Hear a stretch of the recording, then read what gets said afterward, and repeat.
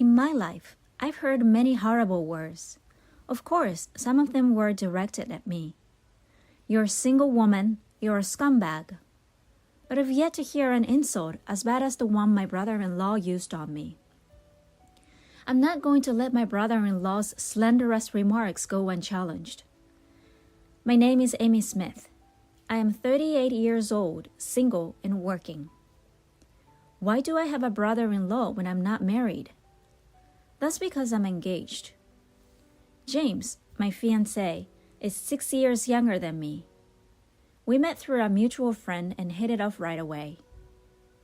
I have a very hectic work schedule, and I often have to work on my days off. I met James in the midst of such hard work, and when I am with him, I could relax and spend time together. James is good at cooking and sewing, and a hard worker, all of which I am not. After we moved in together, he did housework and even cleaned my suit for me, which was extremely helpful. I am always sorry. I know you're busy too. I've reserved a table at a nice restaurant for my next day off, so let's have dinner together. It had become a habit for me to treat James to dinner like this, for the hard work he puts in every day, with the money I earn from my hard work. Don't worry about it. I can leave my job on time, and I'm not nearly as busy as you. Most importantly, I do housework because I enjoy it. James always says to me, "How are your family's plans for our upcoming meeting?" We had already met each other's parents shortly after our engagement, but we wanted to throw a dinner party for both families to get to know each other. James has one older brother, while I have two younger siblings. Instead of meeting at the wedding, both families suggested that we get to know each other beforehand. So we decided to bring both families together, parents and siblings included. "I'm sorry, but my brother can't come because of his work," James explained. "I know you're also busy with work, so please accept my apologies." "Your brother is a very talented lawyer, isn't he?" I asked James, who bowed his head. "I wish I could have met him, but if he's busy, then it can't be helped. We can meet at the wedding." In fact, I wasn't too worried, because I thought it was important for the couple and parents to get together, even if the siblings couldn't. My brother can be cold to people, so even if he does come, I'm worried that he might be rude, James said. He appeared tense. On the day of the party, my brother-in-law was, as it turned out, not present. James looked relieved that his brother wasn't there. My brother and sister were both there, and it turned out to be an enjoyable party. My parents-in-law and I had a good time, and my siblings seemed to be like James, which relieved me. It was a fantastic opportunity, and I only wish I had met my brother-in-law. The day came to an end with that in mind. I never imagined that when I met my brother-in-law later, I would think he was such a rude person, and that it was a good thing I didn't meet him at the dinner party. My mother and I were at the university hospital one day. My mother wasn't feeling well, so she was referred to this university hospital for a thorough examination after visiting a clinic near my parents' house. Other than palpitations and dizziness, there was nothing to worry about, but I decided to take my mother to hospital in case anything happened to her before the wedding. My mother, who is in her mid-60s, appears young, but she could be diagnosed with a serious illness at any time. She had worried me by delaying marriage until she was in her 40s, and I felt I owed her for raising my brothers and sisters so well. "Why don't I pay for you to have a thorough checkup, Mom?" I suggested. I had never felt so strongly before. This is what I have been earning money for. I want to assist in situations like this because I can't take time off from my family. Because the test could not be completed in one day, we had to go to the hospital several times. The tragedy occurred during the second of several hospital visits. The university hospital was extremely crowded that day, with long lines. My mother and I were waiting for our turn with a cup of hot tea in a space away from the waiting area where we could eat and drink. My phone then rang. It could be a work call. I left my tea with my mother and went to a location where I could take the call. It was indeed a work-related call. It was a call to check that I was not going to change my surname at work when I joined the family register. I returned to my mother after the phone call and I heard some yelling. What was she screaming at in the hospital? I hope my mother is all right.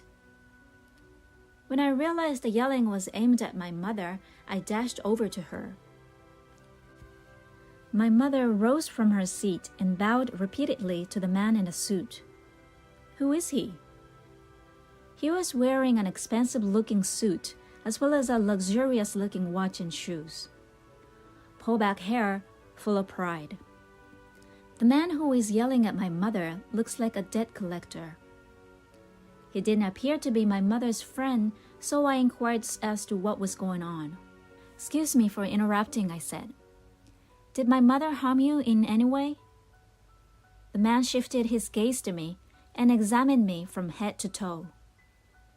She placed a cup of tea or something on the seat, and when I sat next to her, it fell and stained my suit. What are you going to do? I have business after this. I examined his suit more closely, and it did appear to be slightly damp. I apologized sincerely. Let me pay for the dry cleaning.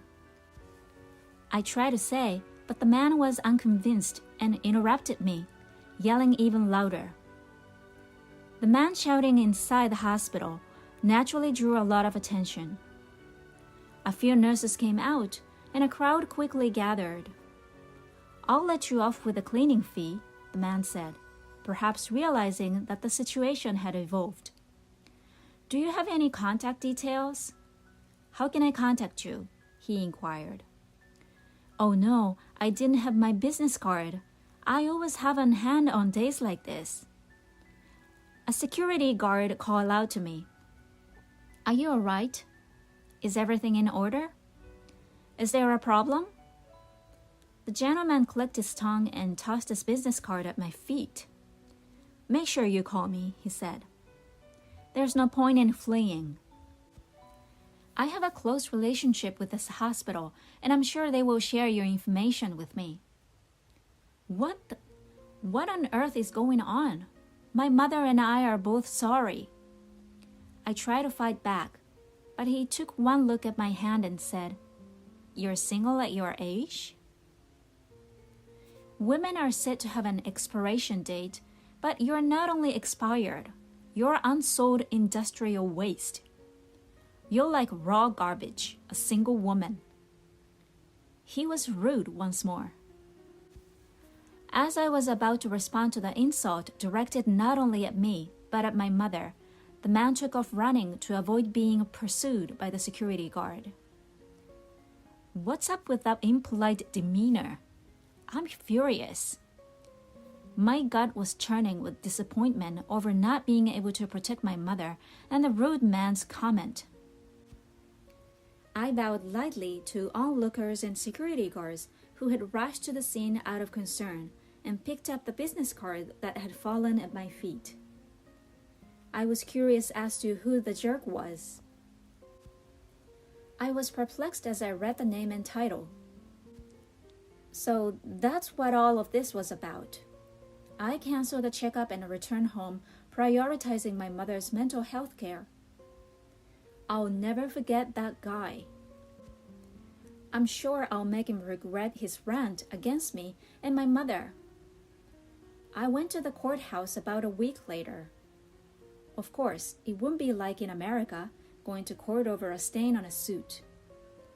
I saw a man I recognized walking toward me from the end of the main hall as I moved through the familiar halls, my heels clacking on the floor. I knew it. What should I say to him? I wondered. As I was thinking, he looked up at me as I passed him and said, You're the trashy single woman from the other day, aren't you? You've got to be kidding me. What exactly are you doing here? This isn't the place for you. Yes, this is the same man who assaulted my mother and me the day before. I wanted to say something harsh to him right now, but I have an evil side to me. Every day I think about how I want to completely destroy evil by using my strong sense of justice. Oh, I'm very sorry about the other day. I believe you are Tom Dixon of the Honeywell Law Office. I brushed aside his rude outburst as I remembered his business card that had been thrown at me the day before. The man took offense and started talking about the suit incident, his mouth twisting in a nasty way. I had an appointment with a client at the hospital after that, he explained, and you embarrassed me. I don't understand how a trashy woman like you could stain someone's suit and then not call me back. Dixon worked as a lawyer. Of course, we happened to meet here today by chance. Then, because of his loud voice, I felt eyes on me from all sides. Lawyer Dixon began taunting me in a loud voice that people in the aisles could hear. I guess he wants to brag, even though I'd have to call security if this continues. There are many men like this in the legal profession. I was shaking my head, which irritated Dixon even more. Mr. Dixon, what's with your loud voice? Said someone behind me. Someone approached me and asked, Mr. Dixon, what's wrong? When Dixon saw the man who owned the voice, he changed his tone and mumbled, Oh no, this woman. As he took a business card from his card case, the man looked up at me and gasped. When I picked up his business card, it said, Attorney Honeywell, partner at Honeywell Law Office. This man must be Dixon's boss and the firm's CEO. As soon as he realized who I was, he began shaking and bowing at a 90-degree angle to greet me. Gosh, it's been a while, he exclaimed. Dixon, my subordinate, has been extremely rude to you. Please accept my apologies. Then Attorney Dixon, who had no idea what was going on. Mr. Honeywell, what's going on? What's going on, Mr. Honeywell? Are you familiar with this lady? This is the jerk who ruined my suit the other day and overcharged me for dry cleaning. Mr. Honeywell, who had turned blue, then grabbed Mr. Dixon by the scruff of the neck and forced him to bow. Ouch! What exactly are you doing? Honeywell spoke quietly to Dixon. How dare you, Dixon? This woman is a prosecutor, and she's my former boss, Smith, who always wins every case she takes on. Lawyer Dixon was perplexed. He couldn't believe the single woman he'd called garbage was a prosecutor. Yes, I am a lawyer. Since I was a child, I have been unable to overlook injustice, and I was torn between becoming a police officer and a lawyer, and I chose the latter. I became a lawyer because I wanted to bring criminals to justice, even if I couldn't catch them with my own hands. I wanted to bring the criminals to justice and judge them under the law. Now I work for the prosecution after being invited by a former colleague to advance my career. As a result, I am frequently in and out of the courtroom for work. By the way, Mr. Honeywell is afraid of me because I looked after him when he was a rookie. He's a serious man, but he's in trouble because the bond between a trainer and a rookie never fades.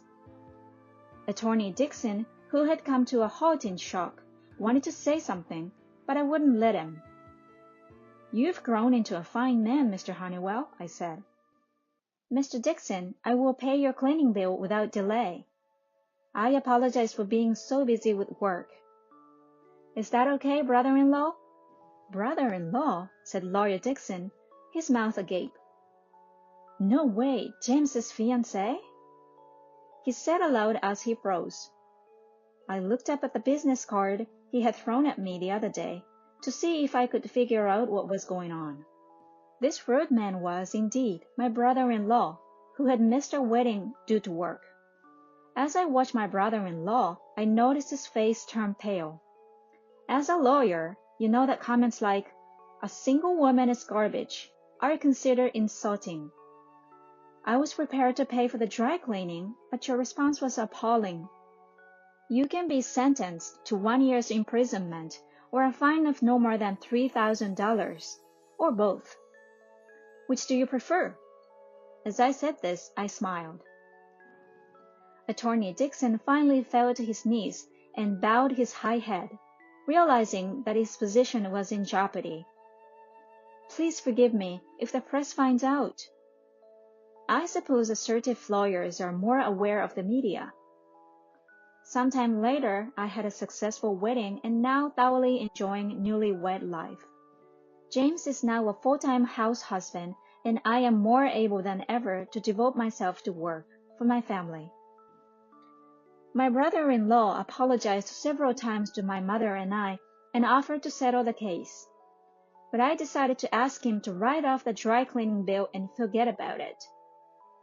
I could make the money on my own. My brother-in-law didn't attend the ceremony, most likely because he felt awkward. My brother-in-law's business has suffered significantly due to his attitude toward us, as well as complaints from other customers. I suppose bad deeds are exposed. I promised myself that I would protect this life so that we can continue to support each other.